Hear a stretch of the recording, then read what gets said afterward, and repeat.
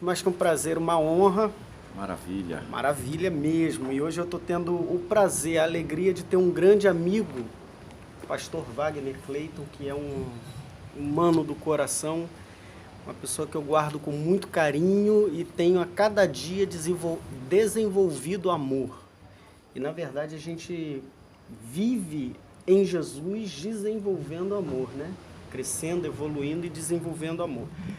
E a gente vai ler aqui, a gente está fazendo essa saga, uma maratona de aprendizado que eu intitulei, chamado Aprendendo o Caminho do Discípulo. Isso é bom. E a gente... Como que se aprende, né? Tem muita gente que é simpatizante do Evangelho, mas tem uma certa dificuldade de por onde aprender. E se aprende, de fato eu estou aprendendo o que é verdade a respeito de Jesus. Então me veio à cabeça o entendimento, assim como eu tive algumas dificuldades nesse sentido, mas encontrei pessoas que foram me orientando no caminho e isso foi muito bom, esclarecedor ao longo do tempo. E acho que tem muita gente que tem dificuldade com isso também, então a gente vai estar falando aqui, ó, João capítulo 1, versículo 1. E eu quero que tu traga uma explicação sobre isso aqui. No princípio, leia aí com a gente, tá? Abra a sua Bíblia aí. Ó, no princípio... o que é isso? É um pé de comer. Depois a gente come junto. Não Guarda, tô- tá bom?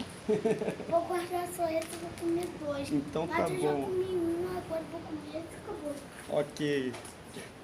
Faz parte, né? Criança é sempre criança. No princípio era o Verbo, e o Verbo estava com Deus, e o Verbo era Deus, e ele estava no princípio com Deus. Todas as coisas foram feitas por ele, e sem ele nada do que foi feito se fez. Me explica isso daqui. Quem é o Verbo? Tá claro, né? O verbo tá claro aí. No princípio era o verbo e o verbo era Deus, o verbo estava com Deus.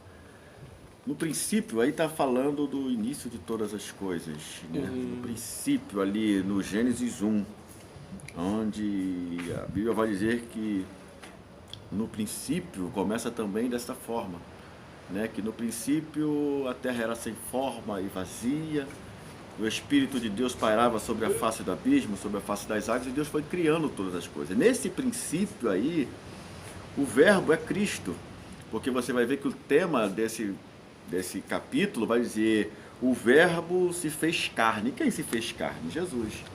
Então esse verbo está claro que é Jesus. E lá no princípio que ele estava com Deus, algumas pessoas pensam que Jesus só aparece no Novo Testamento em diante, né? No seu nascimento, onde a sua aparição é carnal, né? A encarnação de Cristo, não a reencarnação, a encarnação. Encarnação, não re. Não reencarnação. Né? A encarnação de Cristo como carne, como homem, como nós aqui. Mas Jesus já está aqui, esse versículo diz que ele já estava desde o início, onde fez a separação das águas, aonde fez o haja, né, de todas as coisas, estava ali o Pai, o Filho e o Espírito Santo. Jesus estava ali. O Espírito Santo, mas o Espírito Santo só desceu quando Jesus, né, desceu ali do Pentecoste, depois Jesus subiu ao céu, o Espírito Santo ficou aqui. Não, eles sempre agiram juntos.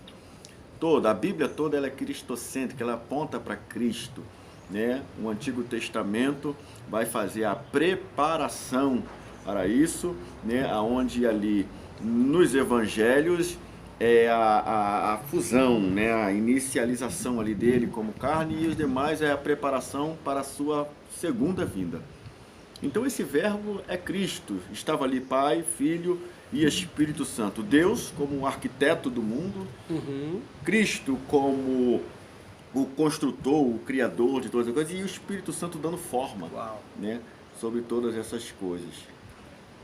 Nele estava a vida, e a vida era a luz dos homens. E a luz resplandece nas trevas, e as trevas não a compreenderam. Uma curiosidade, eu estou lendo aqui, olha só. Houve um homem enviado de Deus cujo nome era João.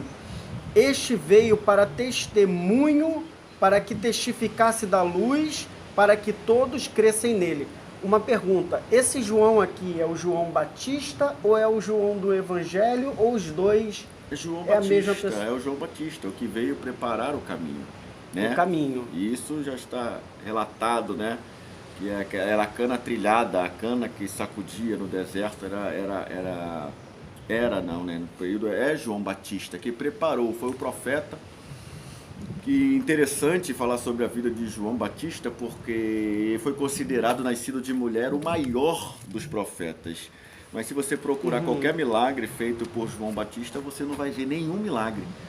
Você vai ver Elias fazer descer fogo do céu, você vai ver também Eliseu fazer descer fogo do céu e consumir ali os profetas, os mensageiros ali do rei que foram até ele. Se eu sou homem de Deus, desça fogo do céu e consuma. Você vai ver outros profetas fazendo tantas coisas, mas o maior profeta foi João Batista, e isso Jesus declarando. Então você está me dizendo nas entrelinhas que existe uma inversão de valores, porque hoje, quanto mais milagre se faz, eu pelo menos tenho a expectação que aquele profeta é maior.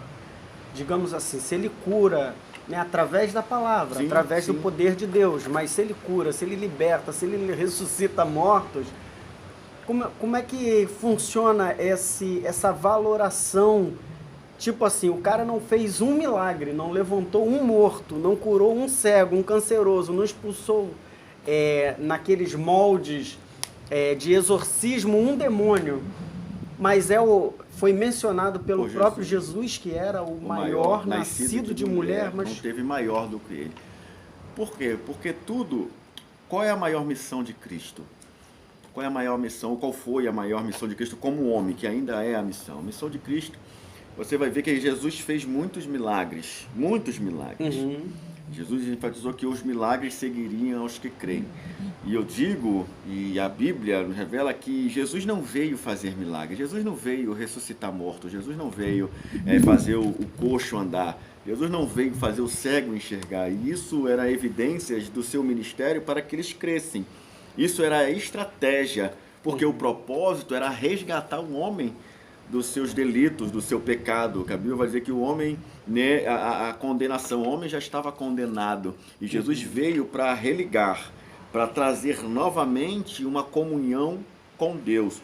E João Batista, por que o maior profeta? Porque ele realizou aquilo que Jesus veio fazer. Ele preparou, por que preparou o caminho? Porque ele foi o maior dos profetas, foi o que mais batizou em águas. Humanamente falando, materialmente falando, ele não fez nenhum milagre visível na matéria carne, mas ele fez um dos maiores milagres, que é o único que tem festa no céu. É quando o pecador vem ao arrependimento. Que legal. No mundo físico ele não fez maior milagre, mas no campo espiritual ele ressuscitou muitos que estavam mortos. Verdade. Espiritualmente, e trouxe Verdade. vida, né? Porque é a maior missão da igreja. E essa inversão de valores se dá por isso que às vezes esses milagres eu creio, não desfaço, não desmereço, mas isso é uma estratégia, né, para que a salvação venha a ser, né, apresentada. O maior milagre do homem é a salvação. A graça, ô Jackson, ela não se manifesta quando a pessoa peca. A graça, que é aquilo que Deus tem nos dado, que Cristo tem nos dado, de graça, é gratuita, ela não se manifesta quando a pessoa peca, mas ela só se manifesta quando a pessoa se arrepende. É no ato do arrependimento que a graça é manifesta. Então, olha, tu tá me dizendo então, e o lance da misericórdia? Deixa eu entender isso, porque o salmista Davi, ele diz que as suas misericórdias se renovam a cada dia. Então, graça e misericórdia não é a mesma coisa. São similares, mas não é. Eu vou Traz tentar uma luz para a gente, bem sintetizando o que assim. Que é a graça está falando que é um favor. O que é um favor? Favor é algo que eu presto a você, que eu te dou. A misericórdia, a Bíblia vai dizer que a misericórdia é a causa de não sermos consumidos. Quando nós, né, a salvação é pela graça, né, é dom de Deus. Então, o que acontece? A misericórdia é quando Deus ele entra, ele age e não nos deixa ser condenados. Ele não permite. A misericórdia entra por causa dos nossos atos e delitos, nós não somos condenados por isso. Ok. Isso já é a misericórdia. Ela vem até aqui. Opa, eu cometi um delito. Errei, pequei. Errei, pequei. Mas Deus não imputa em mim, não vai imputar esse delito. Ele vai me absorver desse delito, né? Desse pecado. Aí entra a misericórdia. E aonde entra a graça? A graça é ainda além dele não imputar em mim esses delitos, a graça ainda é assim, eu ainda te dou a salvação. A graça já é o favor, ele acrescenta. A misericórdia nos isenta da condenação. A graça nos dá um presente, que ainda é ter o acesso, né, às mansões celestiais.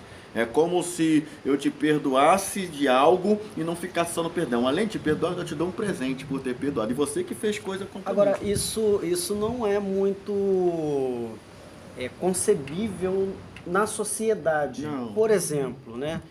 Você aí que está assistindo a gente, se o cara comete algum tipo, vamos para as coisas mais brutais, né? Um assassinato, por exemplo. Um roubo seguido, um latrocínio, um roubo seguido de morte, um estupro. A gente, pela nossa própria justiça, cara, você quer pena de morte para esse cara. Você quer que ele seja banido da sociedade. E se ele pegar 100 anos, né, de regime fechado, ainda que ele pague essa pena, a gente ainda tem a ideia que ele é devedor, porque não dá para trazer de volta aquele que foi, Sim, né? sim. Tirado da matéria. Agora, Deus ainda é isso que tu tá me dizendo? Deus ainda perdoa esse cara e ainda dá benefício a ele no sentido da salvação? Da salvação, ele ainda é aceito, dado ao seu arrependimento, né? Aí entra a graça, ele se arrepende, aí vem misericórdia e a graça. Ele se arrependeu, já tem portas para o céu.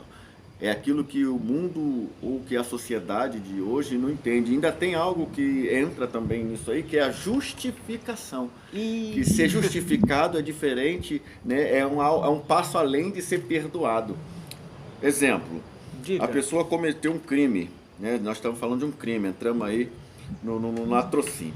Essa pessoa que cometeu o latrocínio, na justiça aqui da terra, ele vai fazer o seguinte, ele vai cumprir a pena, ele vai ser fichado, ele vai cumprir a pena, e depois que ele cumprir a pena, né, ele vai ser perdoado. Por que perdoado? Porque ele pagou pelo seu crime, seja 10 anos, 15 anos, eu não sei quantos anos são a pena para latrocínio.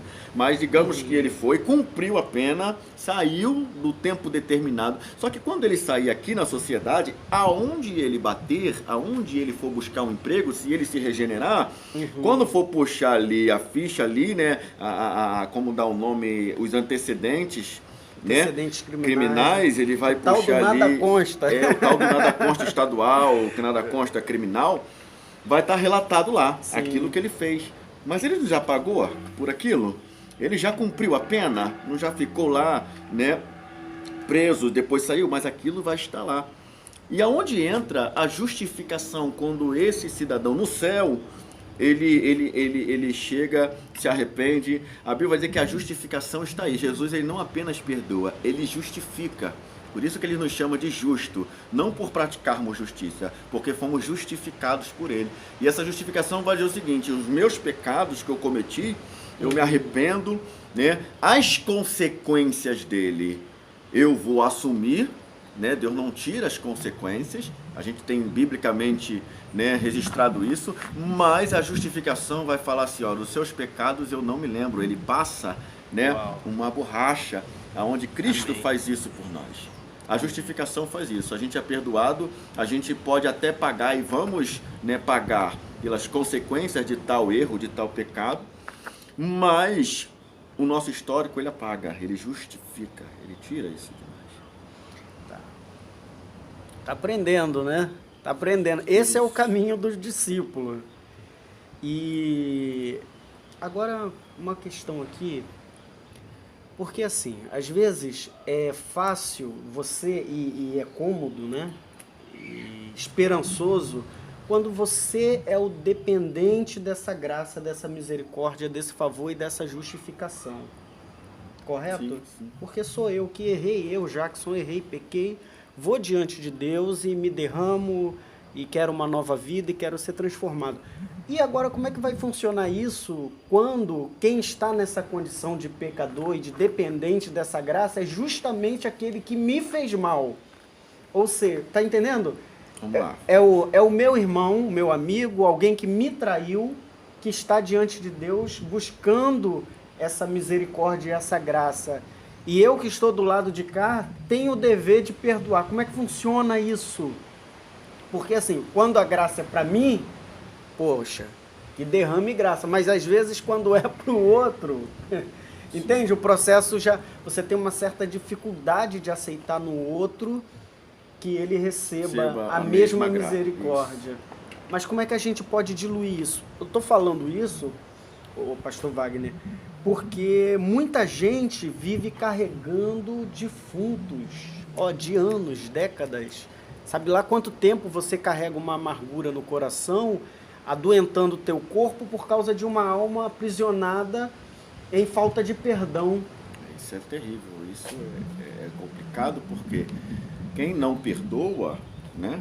Quem não perdoa, é ele que está envenenado, independente daquilo que fizeram com ele. E ainda digo mais, essa pessoa às vezes ela fala assim, eu não quero ver nem pintado, não quero ver fulano, não quero ver ciclano que me magoou, que fez isso, eu estou magoado, eu não quero nem ver pintado, mas ela inconscientemente, ela não percebe que quando ela deixa de perdoar e carrega essa amargura, aonde ela está, essa pessoa está com ela. Porque tudo vai fazer lembrar aquela pessoa. Fato. Às vezes ela não se alimenta por causa disso. Às vezes ela não dorme por causa disso. Às vezes ela vai criar uma situação e, querendo ou não, no subconsciente ele está carregando aquele que ele não quer ver, que ele diz que não quer ver, está carregando Todo o tempo. todo o tempo. Porque carrega tanto que influencia nos seus hábitos naturais de alimentação, de comportamento. Às vezes ele está estressado porque ele está com aquela pessoa na mente o tempo todo. Então, o perdoar é você se libertar, e não libertar a pessoa, você se liberta. O perdão é libertador. Mas tu falou comigo uma coisa interessante. Comigo, é porque eu sempre tomo as pregações, as palestras, para as minhas necessidades, para mim, né? Aquela história de Paulo, examine-se o homem. E a gente vai ali olhando o que está errado na gente e procurando, né, lutar contra esse velho homem aí, essa coisa ruim que ainda fica na carne, tentando afastar a gente de Deus.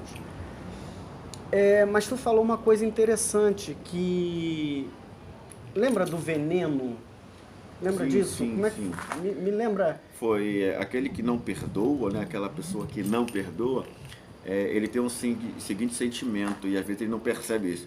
Quem não perdoa, quem carrega a raiz de amargura, não libera perdão, é como se ela mesma tomasse um copo de veneno e esperasse que a outra pessoa morresse. Ih. É mais ou menos esse loucura. tipo de coisa, porque e já foi comprovado, né? Isso a gente usa como uma frase, como um simbolismo, de que aquele que não perdoa, ele toma o veneno, mas ele espera que a outra pessoa morra. Ele não sabe que é ele que está se definhando, é ele que está morrendo.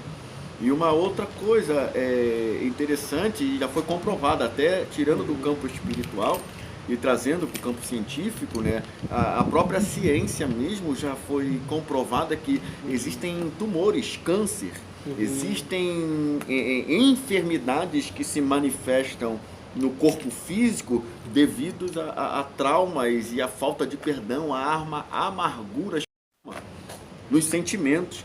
A gente nutre em nós um sentimento de revolta, às vezes de amargura, de tristeza, de falta de perdão, de reconciliação, e a gente vai nutrindo isso e ele vai transparecer, ele vai sobressair no nosso corpo físico, com alguns tipos de doenças psicossomáticas, doenças que podem vir também na pele, como câncer, tumores, né?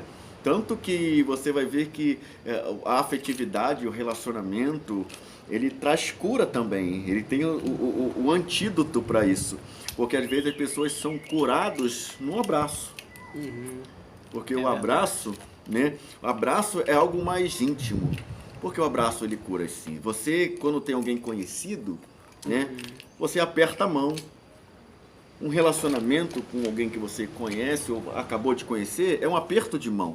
Mas quando alguém que você tem intimidade, você abraça quando você encontra, né?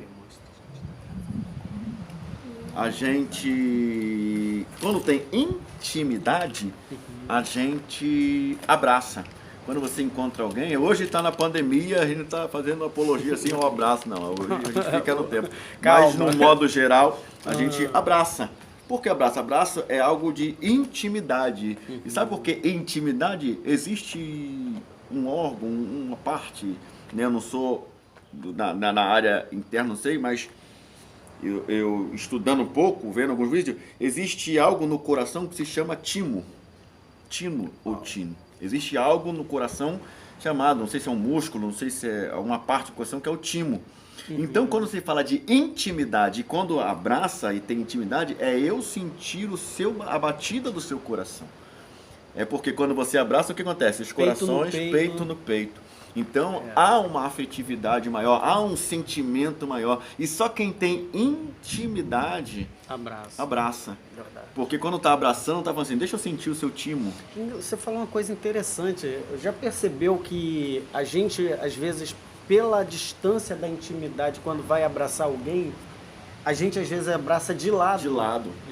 Já reparou isso? Você abraça meio de lado. Porque o grau da intimidade ainda Calma não aí, é interessante. É isso aí. Agora, só para concluir, tu falou aí sobre aquela pessoa que diz que perdoa.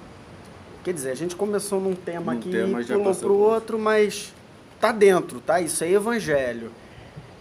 Tu falou aqui agora sobre a pessoa que perdoa e diz que eu não quero mais ver pintado de ouro. E por outro lado, as pessoas dizem sempre, eu escuto isso muito dentro das igrejas, nos núcleos, né, que a gente frequenta, muita gente fala isso.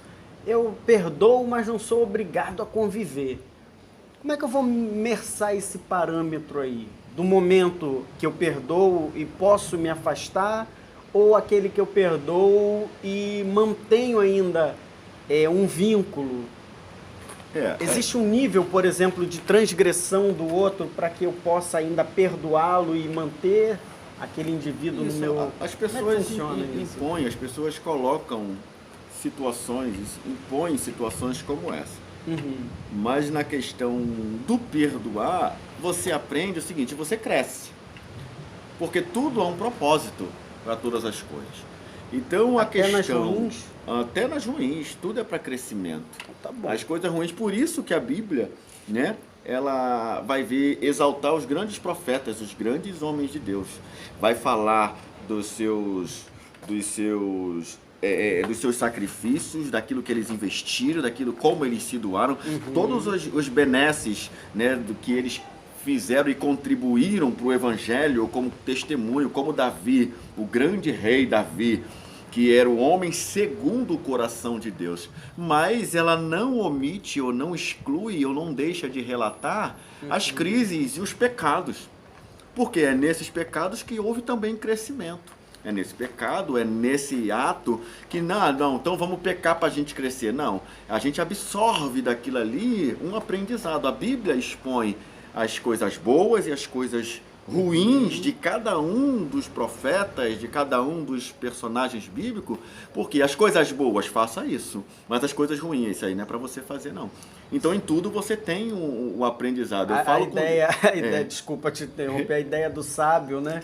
O sábio não é aquele que ensina, o inteligente, como é que funciona, né, isso? O inteligente é aquele que erra, entendeu? Ele erra e depois ele não pratica mais. Mas o sábio, ele aprende com o erro dos outros. Ele vai ver que alguém já pisou ali, se deu mal, opa, ali eu não vou passar. Tô fora. Ali eu não vou entrar. Então o sábio, ele funciona dessa forma. A gente não precisa experimentar, a gente não precisa cair. Então, as questões negativas para nós, como funciona? Vamos botar nós dois que estamos aqui. Aconteceu algo, né, entre nós, e você me magoou, eu te magoei. Isso é hipotético, tá, gente? Pelo amor de Deus, é hipotético. Eu vou perdoar o dever, e eu falo muito isso quando eu estou trazendo alguma ministração, porque as pessoas pegam aquele texto que Jesus diz antes de levar a sua oferta ao altar, né? E se tiver algo, se teu irmão tiver algo contra você, deixa a oferta, vai lá, se acerta. E eu costumo perguntar o seguinte: algumas pessoas começam a questionar, né? Quem tem que ir lá e procurar remediar? Quem tem que ir lá procurar o perdão? Foi ele que errou comigo, eu vou lá fazer... Foi ele que errou comigo, por que eu vou lá? Não, mas é o ofensor ou é o ofendido que tem que ir, que tem que se retratar? Quem é eu digo o seguinte: quem tem que ir e retratar não é nem um ofensor e nem um ofendido, é o mais convertido. Entendeu? Aquele que é o mais convertido, aquele que mais tem Deus no coração, é aquele que vai se colocar à disposição para ser o pacificador naquilo. É aquele que tem mais unção, é aquele que tem mais Deus, aquele que mais tem Deus, é aquele que mais se sujeita às vontades de Deus, né? Então, quando acontece isso, eu vou, obviamente, a gente não está sendo hipócrita aqui, eu vou perdoar. Mas dependendo do que houve e da situação que aconteceu, hipoteticamente, entre nós, eu vou aprender a lidar com você. E a lidar como assim? Eu sei que algo que te fez, ou que te aborreceu, ou que te tirou do sério, eu vou aprender agora a lidar com você. Se eu falava algo para você até aqui, não, agora eu vou me resguardar. Eu vou ponderar, eu vou me limitar o meu relacionamento, entendendo que você tem seus limites. Isso vai de cada caso, tem um caso, mas a gente vai continuar, no meu coração não há nada. E a questão do perdão também, já aproveitando a situação, porque tem gente que fala, quem perdoa esquece. Não, quem esquece é quem tem amnésia. A amnésia faz esquecer. Quem tem perdão não esquece. Quem perdoa não esquece. Quem esquece tomou uma pancada na cabeça e teve amnésia. Mas eu dou um exemplo seguinte: eu tenho algumas cicatrizes, porque a mágoa, né, a ofensa, né, isso, a decepção, ela nos machuca, ela nos traz alguns traumas, né? Danifica algo em nós. Isso é uma realidade. Então, mas eu vejo algumas marcas que eu tenho no corpo, nas pernas principalmente, que quando eu olho, embora tenha passado 20, 30 anos, mas eu lembro exatamente como foi, aonde que foi, tudo foi. E o fato de eu lembrar, né, e mesmo eu tocar, não me causa dor, porque está cicatrizado. É verdade. Perdoar não é esquecer, mas é quando você lembra ou quando você está diante, aquilo não causa dor. Se eu tocar em alguma marca minha que estiver causando dor, é porque a ferida ainda está aberta. Então aquilo ainda me causa dor. Então eu preciso ver um antídoto, um remédio, algo para que eu não sinta mais dor naquilo. Então perdoar não é esquecer. Perdoar é você lembrar de tudo, mas aquilo não te causa mais dor.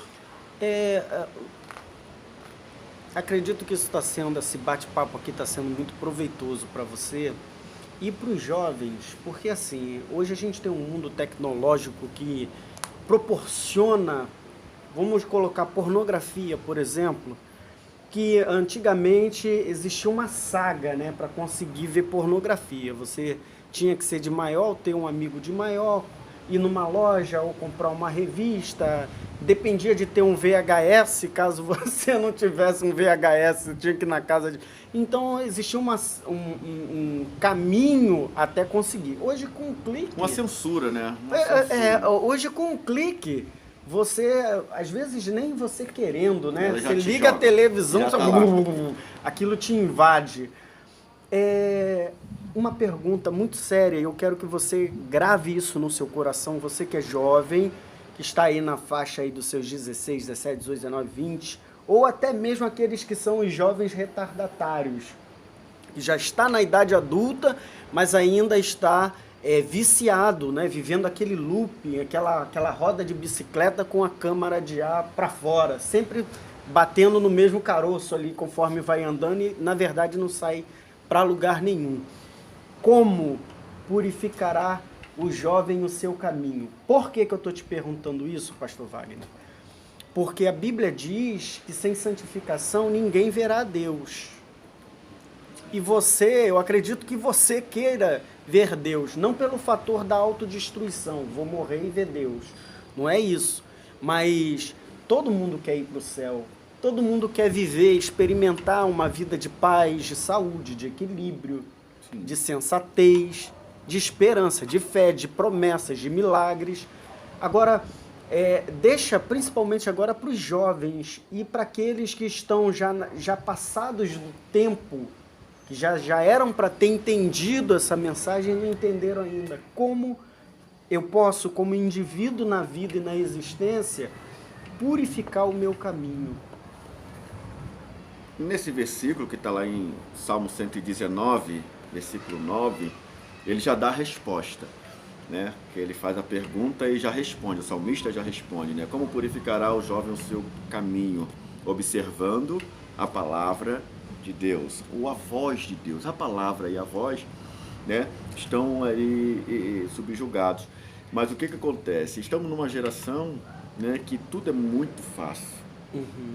Existe um estudo que diz, eu vou concluir essa resposta com um texto bíblico, existe um estudo que diz que o jovem, o homem é produto do meio, né? Ele vai no meio, aquelas influências, aquilo que ele está se envolvendo, né? Você vai ver que estudos dizem que filhos de pais separados, há uma probabilidade de ele se divorciar também, né? Filhos de que têm crises, pobres, há uma probabilidade, por estudo, isso não sou eu, isso é estudo, que esse filho vai ser pobre também, né? Cada regra tem a sua exceção, mas eu falo de estudos e de estatística, da sua grande maioria vai acontecer isso. Problemas que a mãe e pais enfrentaram no relacionamento de agressividade, nascem filhos violentos, agressivos. E o que acontece? E às vezes eles são influenciados no meio que vive. A pornografia chega até eles, né, num clique, numa entrada, ou aonde ele já viu, já presenciou, já teve acesso a alguma coisa. Então aquilo vai mais. O jovem hoje, ele pode ser um diferencial dentro da sua casa. Até porque essa situação que acontece já é uma voz que ele está ouvindo. Já é uma voz que está jogando ele, direcionando ele para alguma coisa, algum vício, né, familiar ou alguma situação como essa. Aí você vai ver um contexto que me veio à memória agora. Samuel, veio uma promessa. Samuel nasceu, veio Ana, né, era ali, Deus havia fechado, cerrado a sua madre, ela tem Samuel. Só abrindo um parênteses, por favor, para você que não sabe quem foi Samuel, o profeta Samuel, você pode procurar no Google e, tendo a Bíblia, um exemplar da Bíblia, também lê aí. Onde que eu leio? Primeiro livro do profeta Samuel. Que conta a história dele. Já é o livro com o nome do profeta. Isso. No capítulo 1 vai falar do seu nascimento, da sua mãe Ana, e depois, a partir do 3, começa ali a sua história. E é aí que começa. É aí que eu falo que começa. Eu falo o seguinte, para se limpar os rios, para que os rios sejam limpos, né? Você precisa cuidar das nascentes. Então, o que acontece? Você preservando no início é aquilo que você vai aproveitar lá na frente. Então, o profeta Samuel, no capítulo 3, você vai ver que quando ela não vai lá e limpa a cara com ninguém, ela vai lá e fala o seguinte, eu vou entregar no templo para ele crescer no templo e aprender no templo com os sacerdotes. Então ela já estava purificando ali o seu crescimento. Mas como eu falei, o produto do meio, né, que parece que é o produto do meio, mas o que acontece? Se você for olhar para essa estatística, Samuel tinha tudo para dar errado. Por quê? Por quê? Agora vamos lá, porque ele foi para o templo, aparentemente, tô dentro da igreja, tô dentro do templo. Mas quem era Eli? Quem eram os filhos de Eli? Como é que era essa família? Embora sendo sacerdote e filho de sacerdote. Os Ofni e Finéias, o cenário familiarmente falando, e sacerdote falando como sacerdote, eles faziam tudo que era mal, tudo que era errado. Os filhos eram pornográficos. Porque além de cuidar do templo, eles eram pornográficos. Eles faziam atos libidinosos, sexuais, dentro do templo, não tinha pudor. E já era a primeira referência que vai dar de Ofni e Finéias, eram filhos de Belial. Então você vai ver. Que é um termo para filhos do diabo, né? Um termo... Então, isso, filhos da perdição, filhos do diabo. Eli foi um homem que tinha a incumbência de ser o sacerdote e representar Deus e colocar Deus acima de tudo e de todos ali naquele lugar. Mas ele era aquele assim que o filho falava, eu quero, então tá. Ele valorizou mais os filhos que faziam tudo e não priorizava a vontade de Deus, fazia vista grossa para aquilo que os filhos faziam. Então Samuel, naquele contexto, tinha tudo para dar errado. Dava pior do que Dava se pior estivesse se estivesse distante. Mas o que acontece? Foi lá dentro do templo, aonde veio uma voz lá dentro do quarto e falou, Samuel. E vai contra tudo aquilo que era natural e de ordem de culto. Porque quem tinha a incumbência de ouvir a voz era Samuel. O Deus se apresentava no Santo dos Santos. Mas agora onde estava o quarto, né, Samuel não foi ao Santo dos Santos para ouvir a voz de Deus. O Santo dos Santos foi até Samuel. E isso está mostrando que num contexto que aparentemente se tinha um cenário de dar tudo errado, Deus se apresenta ali com uma voz e chama Samuel, Samuel. Aí ele sai 3 vezes e pergunta ali o sacerdote que tinha chamado. O sacerdote, olha o que o sacerdote faz. Não, ó, quando ele chamar na 4ª vez, quando ele te chamar, você responde... Fala, Senhor, que o teu servo ouve. Em meio a tantas vozes que já se falavam ali dentro, veio a voz de Deus. E o interessante, Eli era o homem que, olha que interessante, era o homem que sabia dar a direção. Olha, quando tu ouvir essa voz, diga, fala, mas ele mesmo não agia, era o sábio, a história do sábio. Que não praticava.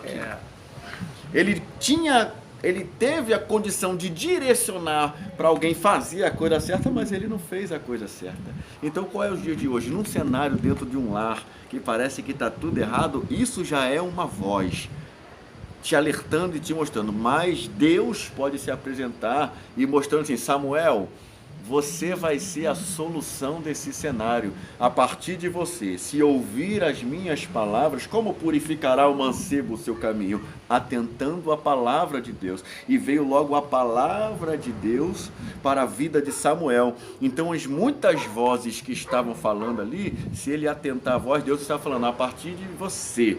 Se você ouvir a minha voz, atentar à minha voz, esse quadro vai ser quebrado em você. Uau. E aquilo que foi os seus pais, ou o seu tutor, ou aquele que estava, vai ser quebrado aqui. Eu tenho uma nova história para você. Uau. E isso se multiplica nos dias de hoje. Então você que vive uma situação assim, das chamadas maldições hereditárias, a gente acabou de dar um exemplo aqui de que Jesus, ele muda histórias. Quebra maldições. Mas tem que ouvir a sua voz. Tem que ouvir. Atender e obedecer. Como purificará? Atentando a palavra de Deus. Há uma voz que fala, que clama, que chama, que geme. A questão é, e eu já falo aqui, a Bíblia diz que Deus pousou no quarto. Uau. Samuel saiu para a área externa e Deus estava lá no quarto. Agora, se eu chego lá nos profetas Elias, fosse eu e você, só tinha Samuel e Eli lá dentro. Ouviu aquela voz nítida que te acordou. E foi lá no profeta e fala assim, você me chamou? E o profeta, não chamei não. Tu voltaria pro quarto? Não, Samuel, chega. Ô, Eli, chega pra aí que agora eu vou ficar aqui do lado. A questão é essa. Em meio a tantas vozes, é ter coragem de voltar pro lugar. Porque voltar pro lugar é abandonar o medo, é abandonar a voz que está falando lá fora, é abrir a porta do quarto novamente, fechar a porta do agora quarto que eu nunca tinha observado e entrar lá isso, cara. E esperar novamente a voz de Deus. Nunca tinha... Vou abrir um leque aqui, eu nunca tinha observado isso. Ó, vou te falar aqui. Vou abrir aqui um parênteses de novo. Aliás, eu nem fechei o outro, mas isso, equação o outro matemática. Foi a cocheira e abri parênteses dentro da chave. Quando eu era criança, nós moramos, minha família e eu, nós moramos numa casa durante alguns meses, isso na roça, né? E a casa era mal assombrada, cara. Eu tinha pavor de ficar sozinho, eu lembrei disso, né? E como que deixar o medo. Vou te falar, lá de vez em quando caía as coisas, sabe essas coisas, Sim. né? E como deixar o medo, não ouvir as vozes e voltar, mostra o quanto havia também uma determinação no coração dele de falar assim, não, eu quero esse caminho, eu estou aqui por uma missão, eu tenho que ser alguém Ele sabia diferente. o que ele seria ali. E justamente, só que eu já li esse texto várias vezes e já ouvi, sei lá, centenas de pregadores falando a respeito disso e não tinha olhado por esse prisma. Muito Porque além de interessante. ouvir a voz, requer um interesse, Sim. requer um esforço. E às vezes esse esforço é largar o medo. O medo de se aproximar, um medo porque ali, nesse momento, Deus ia preparar algo futuro. E a primeira mensagem que veio para Samuel foi uma sentença. E tem algo Difícil isso. mais profundo ainda. Porque Deus deu uma sentença para Samuel, para aquela família que estava sendo aparentemente o tutor dele, é o que estavam cuidando dele. E Deus deu uma sentença falando, ó, chegou sentença para essa casa por causa disso, disso, disso, disso e disso. Nesse período, Samuel, ele tinha a incumbência de abrir, ele era responsável de abrir as portas do templo pela manhã para que se houvesse ali todo o ritual de sacrifício. Ele estava ali aprendendo a ser um sacerdote. Então ele tinha que ir. E ele sabia de tudo isso, da sentença, Deus havia descortinado para ele tudo o que estava acontecendo e como era ali, os Ofni e Finés, como era ali. E o que acontece? E já traz uma outra história que vai dar mais 40 minutos de história aí. Agora ele passa a noite com aquela sentença, sabendo realmente quem era aqueles que estavam administrando, ou como eram aquelas pessoas que estavam ali responsáveis pelo templo. E de manhã ele tinha a responsabilidade de abrir as portas do templo. Isso poderia pensar assim, como muitos pensam hoje. Eu não vou abrir mais o templo, não. Olha como é que está o sacerdote. Está cego. Foi conivente com tanta coisa. Olha como é que está meu líder. Interessante. Olha como é que está os responsáveis pelo sacrifício, Ofni e Finéias. Eu não vou, não quero mais isso, eu não quero mais essa missão, eu não quero mais esse ministério, eu não quero mais isso, porque fora. Deus me revelou algo aqui, o Senhor me revelou algo, que eu estou no meio de uma podridão. E que é comum E nos que dias, é comum no nos cenário dias de atual, hoje. né? Infelizmente, falando que é comum. Aí às vezes você deixa. Aí ele poderia deixar de exercer um ministério por causa das falhas dos outros. Mas ele pode ter pensado assim, ó. Isso pode ter pensado, sou eu falando, né? De manhã, olha a luta, olha a guerra. Eu vou exercer meu ministério mesmo com tanta coisa errada, Acontecendo em volta. mesmo com aqueles que deveriam ser dessa forma, está sendo dessa. Eu vou abrir a porta do templo sabendo que eu vou abrir, e quem vai receber, quem vai fazer, quem vai ofertar, quem vai direcionar são esse tipo de pessoa. Mas ele entendeu o seguinte, eu creio dessa forma, que é o que eu trago no meu coração. Não era por causa da omissão ou do pecado de 3 que ele ia deixar de abrir a porta, porque tinha uma multidão sincera precisando receber Jesus. Verdade. Ele deixando de abrir, ou ele não realizando o seu ministério, ele poderia estar impedindo que 2 pessoas ou 3 deixassem de fazer o mal, mas ele estava impedindo de uma multidão se encontrar com Jesus. Então, às vezes, a gente deixar de realizar aquilo que Deus nos chamou para fazer, por causa do erro de um líder, seja lá quem for, que vai dar conta dos seus pecados, é você deixar de abençoar muitas vidas que estão precisando que você abra a porta do templo para que a palavra chegue às pessoas que necessitam. Então você, eu, nós somos a voz que muitos precisam ouvir, e às vezes a gente quer calar essa voz porque a gente está reparando que alguém errou. Então Samuel, na manhã seguinte, Ele abriu a porta, quem tinha que sacrificar, sacrificou, quem tinha que receber, recebeu, quem tinha que estar lá, esteve, e depois a sentença veio para Ofni, veio para Finéias, veio para Eli, e depois dali a Bíblia diz que nenhuma das palavras de Samuel caiu por terra, porque ele teve coragem de continuar exercendo o seu chamado, mesmo quanto as circunstâncias à sua volta as impediam dele fazer isso, desencorajavam dele fazer isso. Mas quando ele acreditou na voz, a palavra que havia chamado, ele acreditou.